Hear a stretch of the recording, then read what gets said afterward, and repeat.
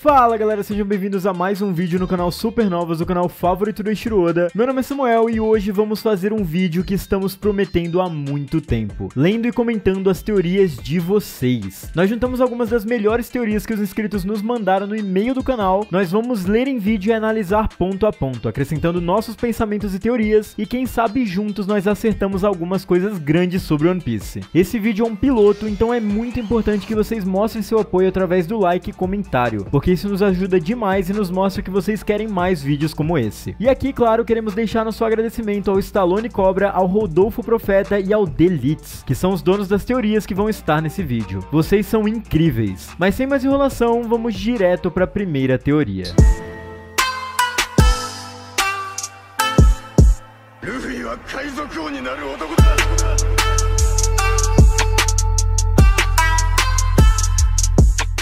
A primeira teoria do Stallone Cobra. Olá, gosto dos seus vídeos e escolhi vocês para expor uma teoria que ainda não vi em lugar nenhum. Considerando que Barba Branca, Barba Negra e Kuma eram todos bucaneiros, parto do princípio que o segredo dos bucaneiros é que eles têm 3 corações. Veja só, o Barba Branca teve 2 buracos no peito, tendo 2 de seus corações destruídos e manteve-se em pé graças ao 3º coração que ainda funcionava até não aguentar mais. Barba Negra tem uma Jolly Roger com 3 faces de caveiras, e Zoro diz que na verdade são eles, e alguém no mangá também disse que o corpo dele era estranho de alguma forma. Observação, esse alguém aqui foi o Marco e Marineford. Kuma perdeu um coração no processo de transformação para ciborgue, perdeu outro quando houve autodestruição ou paralisação do corpo, e agora se mantém graças ao 3º coração. E é por isso que Vegapunk diz que é a força do amor que move o Kuma. Todos sabemos que amor é igual ao coração. E por último, quando o LOL trocou os corações do Sanji, Franky, Chopper e Nami, ele também trocou suas personalidades,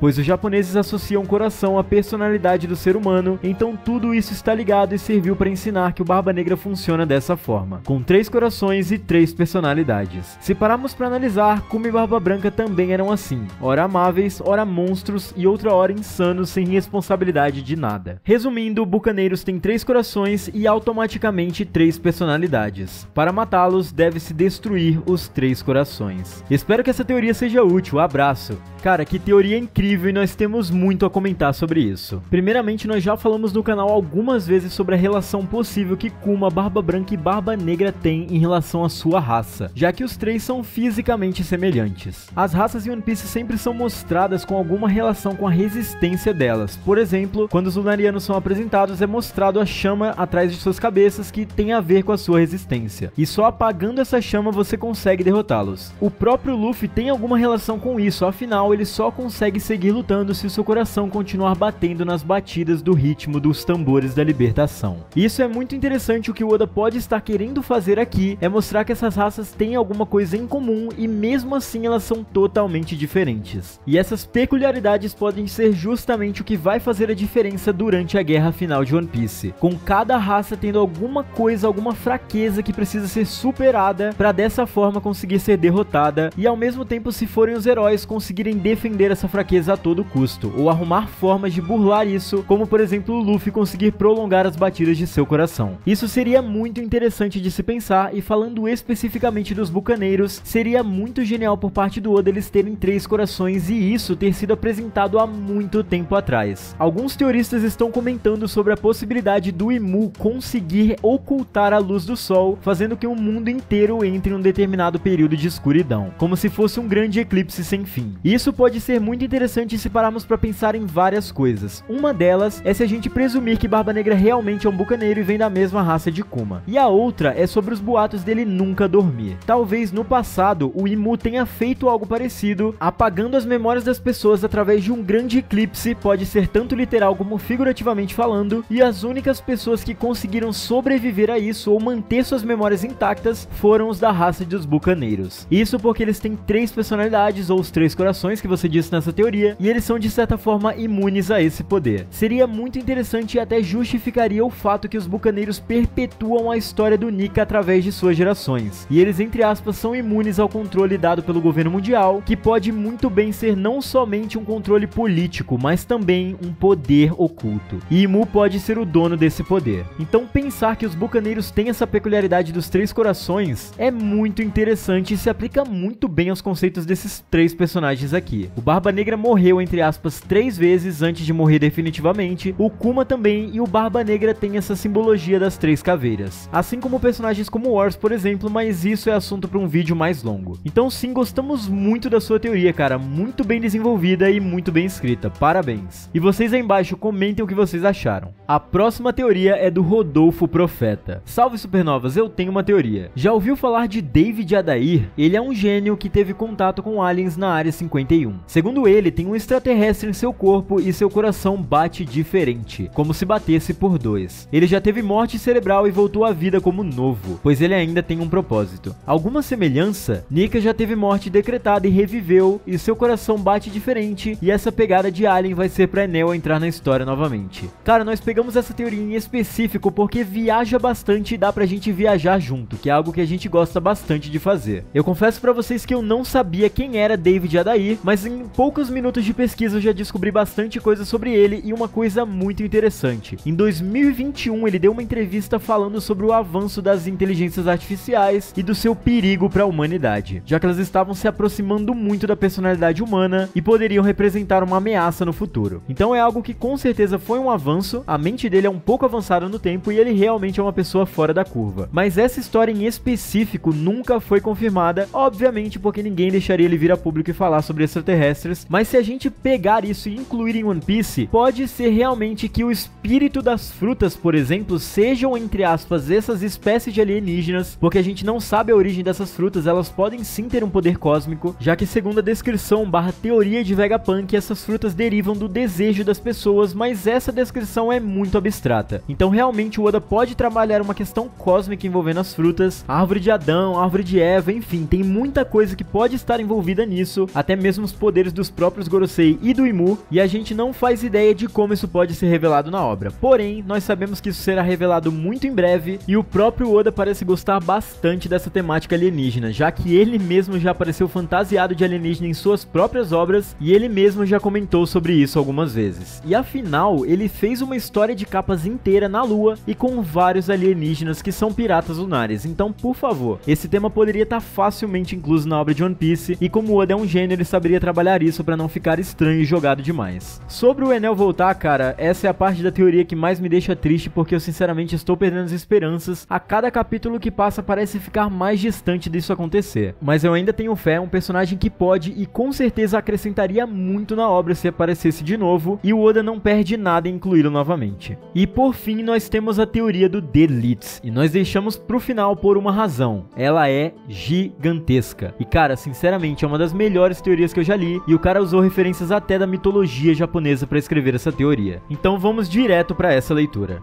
Bom dia, supernovas! Depois de ler o capítulo, eu achei curioso o nome do ataque que o Kizaru fez contra Sentomaru e Asakani no Matagani. Desculpa aí a pronúncia. E depois de algumas estudadas, eu percebi alguns paralelos entre a história de Susanoo e o mundo de One Piece. E como sabemos, o Oda gosta de se inspirar em algumas religiões do mundo real para criar a sua história. Vou contar um pouco da história de Susanoo e pontuar as partes da minha teoria. Takehaya Susanoo, ou Susanoo, é o deus da tempestade da religião Shinto. Irmão mais novo da deusa do sol Amaterasu, ele é famoso por seu comportamento travesso e às vezes destrutivo, e portanto tem a reputação de ser um trapaceiro. Ele também está associado ao vento e ao mar, e em tempos mais recentes tornou-se associado ao amor e ao casamento. Supondo que Joy Boy era o usuário da fruta de Nika ou o próprio, eu acredito que o Joy Boy seria Amaterasu, e Susanoo o próprio Imu-sama, parecido com seu irmão, apenas querendo brincar, fazer trapalhadas e acabava extrapolando e atrapalhando as pessoas à sua volta. Algo como o Sop fazia mentindo sobre os piratas. E galera, nesse caso em específico eu vou fazendo meus comentários por cima da teoria, até porque é uma teoria bem grande e pode ficar perdida em algum momento. Primeiramente ele traz aquela teoria clássica que Joy Boy e Imu eram irmãos no passado, e isso com certeza vocês já ouviram falar em algum momento. Porém, ele compara diretamente deuses da mitologia japonesa para dar mais embasamento ao seu argumento. Inicialmente, Susanoo governou Takama no Hara, alta planície celestial, com a sua irmã Amaterasu, mas desde o início Susanoo causou problemas destruindo florestas e montanhas e matando habitantes locais na Terra. Por esta razão ele foi banido do céu. Dando um último adeus à sua irmã, o deus da tempestade mais uma vez causou grande destruição em seu caminho para o Palácio do Sol, e até mesmo as próprias montanhas tremeram em seu rastro. Com isso, Amaterasu se convenceu de que seu irmão não estava tramando nada, mas quando desafiado, Susanoo afirmou que ele apenas queria se despedir e provar suas boas intenções.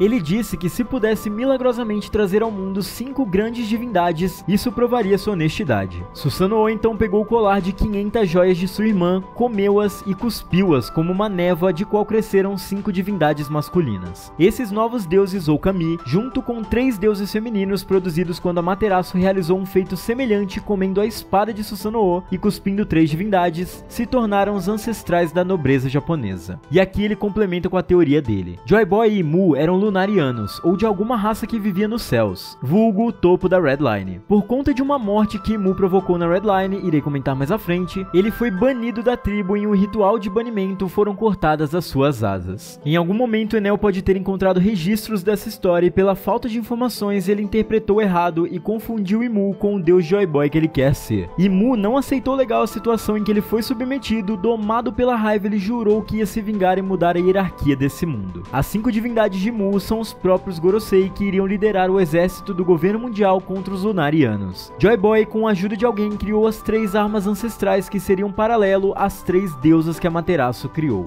Cara, que teoria sensacional. Esse paralelo que ele montou com Imu e Enel confundindo o Imu com o próprio Joy Boy por falta de acesso à informação seria sensacional. Talvez era essa a visão que Imu queria passar ao mundo, que ele era o libertador, que ele era o verdadeiro Joy Boy. Só que ele não conseguiu fazer isso e por isso ele se recluiu lá em Marijoa e não sai de lá por nada, controlando o mundo por trás das cortinas. Isso seria genial por parte do Oda, cara. Mas vamos continuar aqui. Cheio de alegria, exuberante por ter vencido o desafio com a irmã, Susanoo entrou em mais uma loucura em comemoração. Mais uma vez as árvores foram destruídas e muitos arrozais. Então, para adicionar insulto à injúria, em uma piada de mau gosto, Susanoo esfolou um cavalo divino e o jogou pelo telhado do palácio onde Amaterasu estava tecendo silenciosamente. Furiosa com o comportamento ultrajante de seu irmão, a deusa do sol se fechou em uma caverna e só saiu novamente depois de muita conversa e seduções dos outros deuses. Susanoo, talvez não injustamente, foi imediatamente exilado do céu. Em alguns relatos, Susanoo fixou residência com a sua mãe Izanami em Yomi, o submundo. Em outras versões, ele governava o reino dos mares. Imu matou um dos amigos de Joy Boy e isso fez ele ser banido. Por conta da perda de um amigo e o banimento do seu irmão, Joy Boy se entristeceu. E após Imu anunciar a maior guerra junto do governo mundial, Joy Boy teve que voltar para ajudar seu povo. E aqui seria a representação da guerra do século perdido. Susanoo e o dragão de 8 cabeças. Descendo ao reino terreno, Susanoo pousou em Torikami, na província de Izumo, enquanto vagava ao longo do rio Ri. O deus foi pego pelo som do choro. Investigando mais, Susanoo encontrou 3 figuras lamentáveis. Um velho, uma mulher e a sua bela filha. Todos soluçando incontrolavelmente e absolutamente apavorados por alguma coisa. Na investigação, eles disseram ao deus que sua aflição era causada por uma serpente gigante, conhecida como Yamato no Orochi ou Koshi, que vinha aterrorizar a região todos os anos e a cada visita comia uma das filhas do casal idoso. E aqui, relacionando com One Piece, Imu se isolou em Alabasta após ser banido, e encontrou o reino de um tirano dominado por um usuário de uma Akuma no Mi, Hebi no Mi, Yamata no Orochi. O usuário da fruta era um pirata que saiu de Wano, tomando para si vários territórios e levando as filhas mais belas dos reinos. Imu ajudaria os Nefertari caso eles se alinhassem com o governo mundial, e ele também se apaixonou pela Nefertari Lily. E bom, se usarmos a teoria dos paralelos entre os arcos de One Piece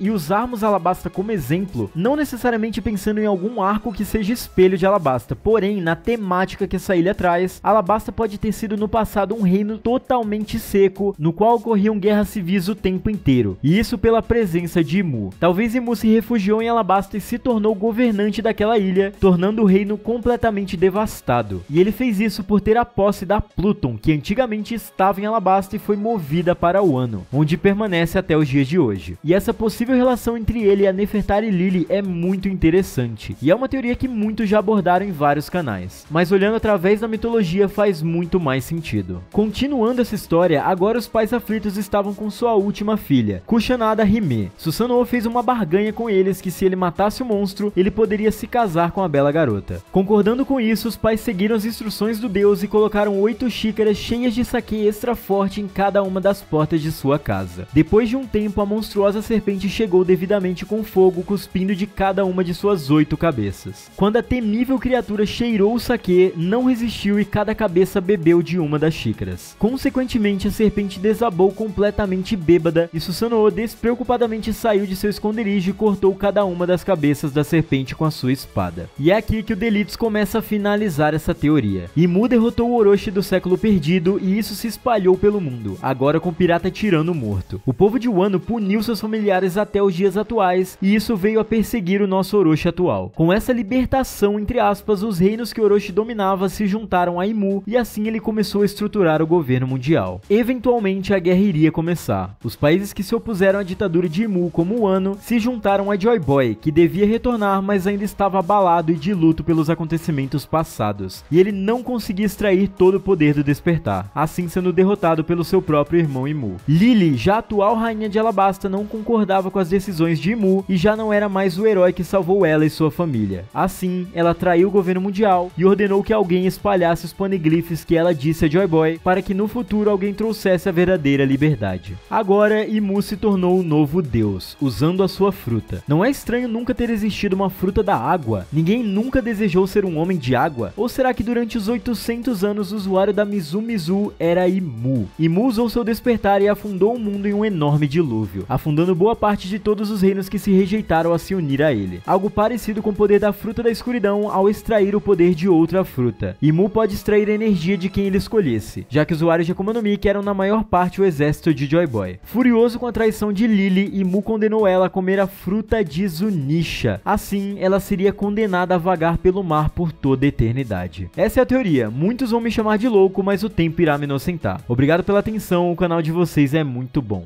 Cara, esse final sinceramente me deixou com diversas dúvidas. A fruta do Zunisha. Eu nunca tinha parado pra pensar nessa possibilidade e muito menos que Lily tenha comido e ela seja o próprio Zunisha, pagando pelo seu pecado em relação ao Imu e não ao Joy Boy. Faz sentido se analisarmos que a única pessoa na face da Terra que Imu mencionou ter cometido um grande erro foi a princesa Lily no século perdido ao espalhar os poneglyphs pelo mundo e dar às pessoas a oportunidade de conhecer a verdade sobre o século perdido. Será que realmente Zunisha é amaldiçoado pelo próprio Imu a vagar eternamente e a sua verdadeira identidade é a da princesa Lily? E outra coisa interessante, nessa teoria nós vemos novamente o poder da Mizumizu no Mi, a fruta do mar. Isso seria muito interessante de ser abordado na obra e faria sentido ser o Imu a mãe natureza que amaldiçoa aqueles que comem Akumas no Mi. Eles não podem entrar na água ou perdem sua força. Outra coisa muito interessante é o fato da traição de Lily ser justamente na época em que Imu estava abrigado em Alabasta, e ela virou completamente de lado, se recusando a se aliar a Imu e se juntar ao governo mundial, e por isso até hoje Alabasta é vista com maus olhos por eles. Cara, essa teoria sinceramente abre muitas nossas mentes e consegue nos fazer pensar em diversas coisas diferentes. E talvez um dia todas essas teorias que falamos nesse vídeo sejam base para outro vídeo no canal, porque todas elas são muito bem desenvolvidas e abrem espaço para muita coisa. Então se vocês gostaram desse formato de vídeo e desse piloto, por favor deixem um like, comentem aí embaixo o que vocês gostaram e comentem aí embaixo Imu gado se vocês chegaram até aqui, para eu saber que vocês assistiram o vídeo até o final. E galera, é com isso que nós encerramos esse vídeo, espero que vocês tenham gostado. Se vocês gostaram, não se esqueçam de nos apoiar aí embaixo pelo like e o comentário, e se vocês ainda não são inscritos no canal, por favor se inscrevam. Além disso, chequem os links na descrição das nossas redes sociais, tem o Instagram e o e-mail do canal para vocês mandarem suas perguntas e teorias, e quem sabe aparecerem em novos vídeos aqui no canal. E é isso galera, valeu!